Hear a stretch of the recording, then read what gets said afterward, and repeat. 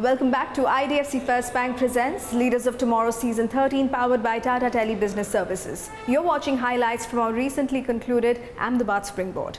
Now to decode how leaders can build strong culture in a digital hybrid world, how HR and technology can power talent and growth, I'll now be in conversation with Mridul Chandra, CHRO Tata Tele Services. Culture is something that is rightfully the real competitive advantage as we call it. But I want to know from you, and I want to start this conversation by asking you to really define what is a strong culture and how can leaders consciously shape it? Thank you for that question. Good evening, everyone. See, in India, MSMEs contribute about 30% to GDP and likely to grow to about 35 to 40%. MSMEs also engage about 60% of the total workforce in India, which means millions of people will be connecting virtually and digitally, but working remotely and dispersed through the length and breadth of the country. In this context, culture almost becomes a virtual ecosystem, right? In a hybrid world, culture is not built through physical proximity. It is actually built by consistency of behavior and clarity of purpose. A strong culture would mean that employees already know what the organization stands for, how decisions are made, and what good looks like. So essentially, the culture is built by leaders by translating the values into behaviors and ensuring that employees have that kind of experience all the time. Yeah, absolutely. And you're right. We are living in the post-digital hybrid world. We're not meeting everybody every day. So definitely it translates a lot into virtual interactions. But AI, digitization, they are impacting sectors across the board. And it is also reshaping a lot of roles across organizations. What do you think we need to do to attract, how can properly, HR and technology work together to not just attract the right talent, but also engage them and also help them grow and become more productive? Technology in HR has existed for a very long time, but it was initially about payroll, attendance management, and maybe basic HRMS, which now I think has evolved to look at defining world-class employee experiences. So HR and technology today work together to design end-to-end employee experiences, not just managing processes. So let me take a few examples from there. So at TTBS, we have actually deployed a very robust technology platform that underpins our learning strategy, including tools like LinkedIn Learning, Udemy, Skillsoft, which are complemented by our internal LMS. We also promote innovation through experience and learning into emerging technologies like generative AI.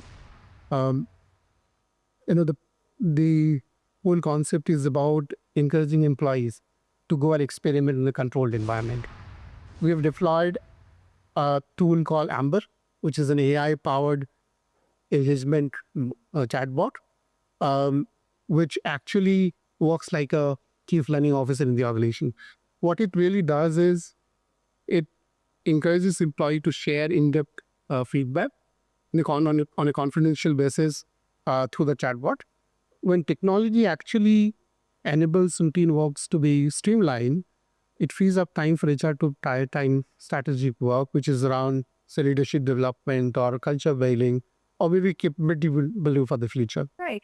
And as AI and digitization, impact our lives on a daily basis, tell me what advice would you have for MSMEs, in terms of the skills and capabilities they should start building today in order to stay future ready? See, MSMEs, if they have to be future ready, there are many areas that are very critical, including digital fluency, data expertise, and problem solving skills, which should be built at scale in the organization.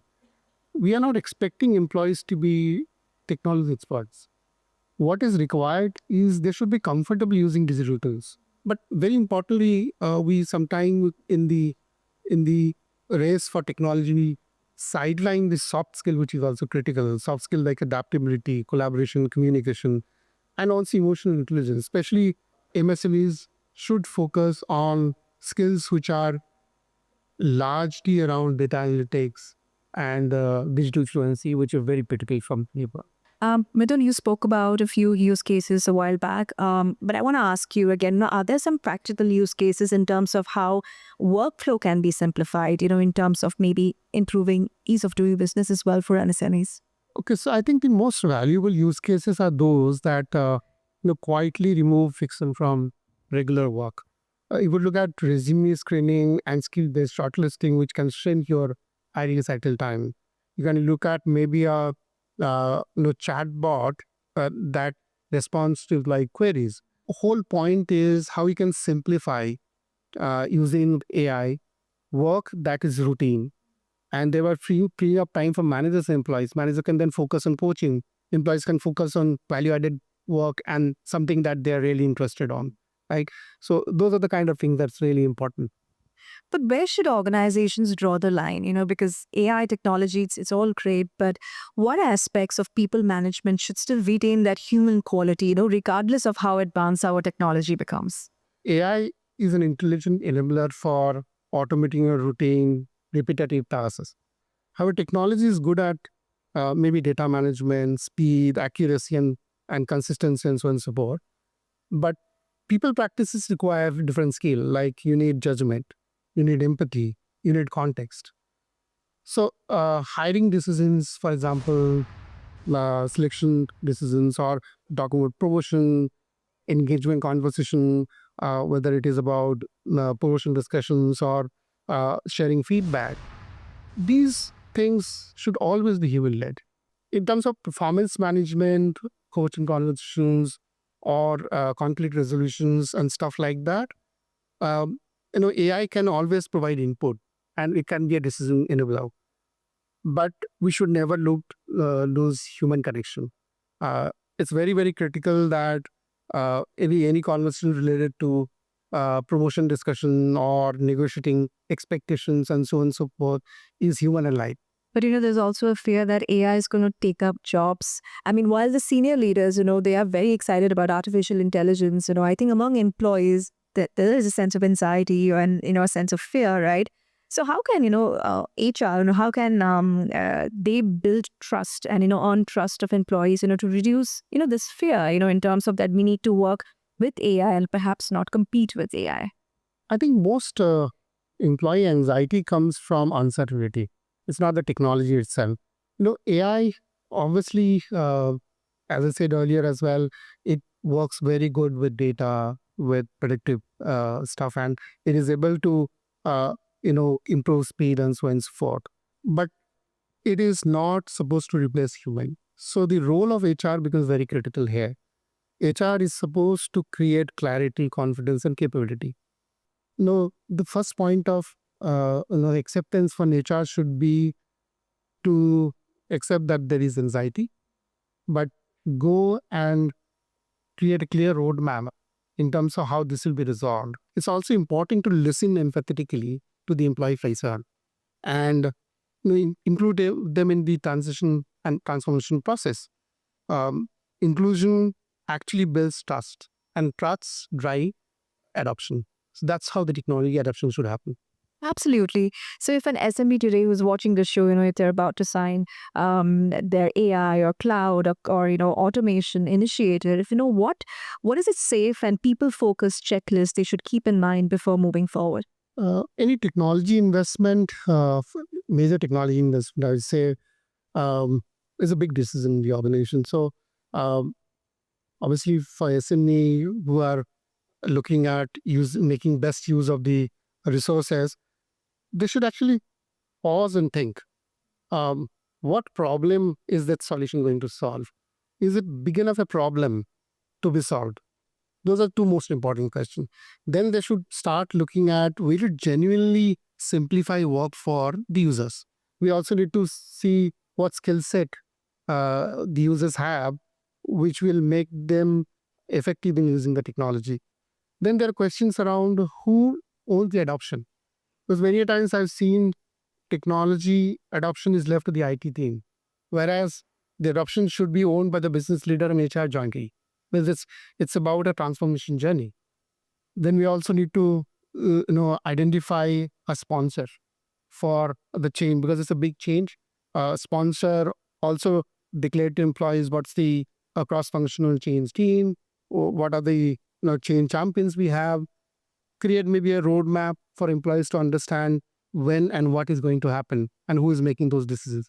Technology actually will enable a transformation only when people are ready and accept the change. So it's very important that we invest right in the people who are going to adopt the technology. Fantastic. And finally, Mridul, we are here in the city of Ahmedabad, and we'll be discussing how Ahmedabad is ready to be India's next financial powerhouse. What advice would you have for entrepreneurs, MSMEs, especially Ahmedabad, in terms of how they can truly do big, invest in people, culture, and technology? I think doing big is not just about expansion.